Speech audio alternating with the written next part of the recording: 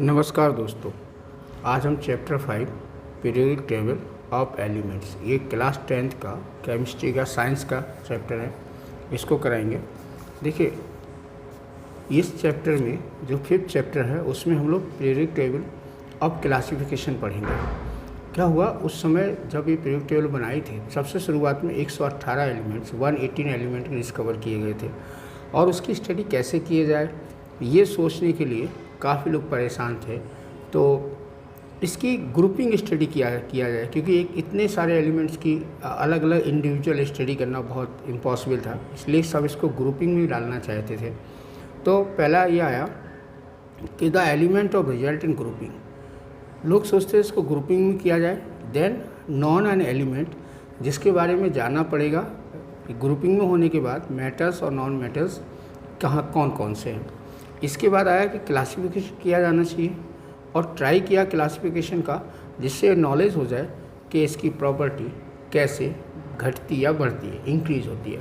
Trials, डॉमिनियर trials ने 1817 में एक atomic mass of middle elements in is the average mean of the atomic masses of other two elements. उन्होंने क्या किया, उन्होंने इसको ऐसे लिया एग्जाम्पल, जैसे उन्होंने 3 एलिमेंट की ट्रायल बनाई थी, जिसमें लिथियम, सोडियम, पोटेशियम। उन्होंने 6.9, पोटेशियम का 39.0 और सोडियम का 23.3।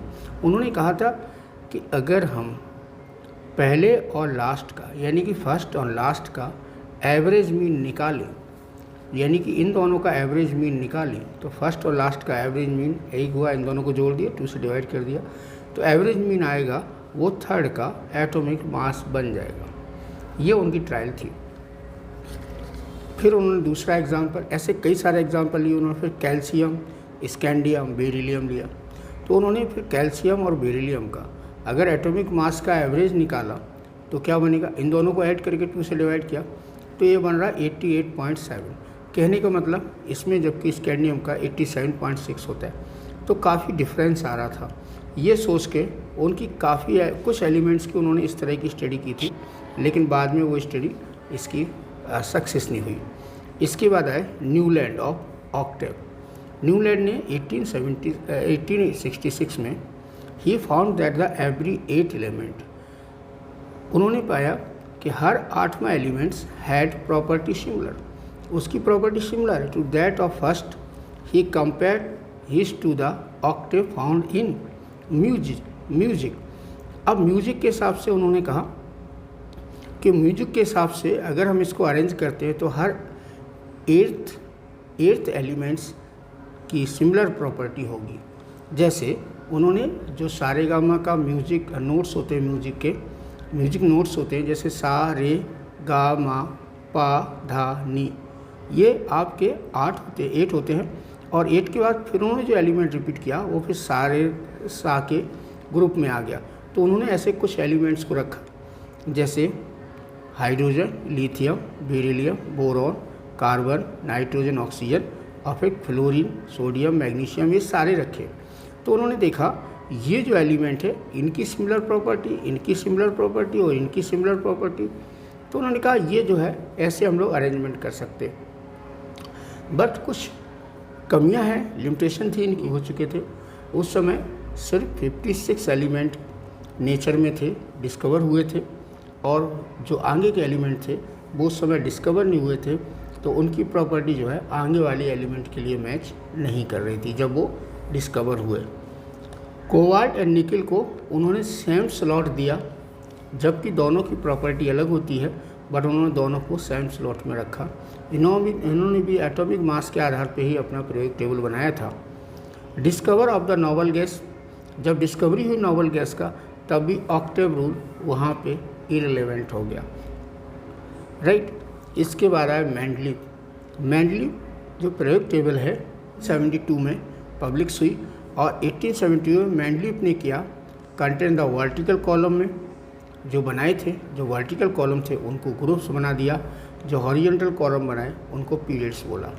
ये पहला इन्फॉर्मेशन था हमारे पास पीरियोडिक टेबल का।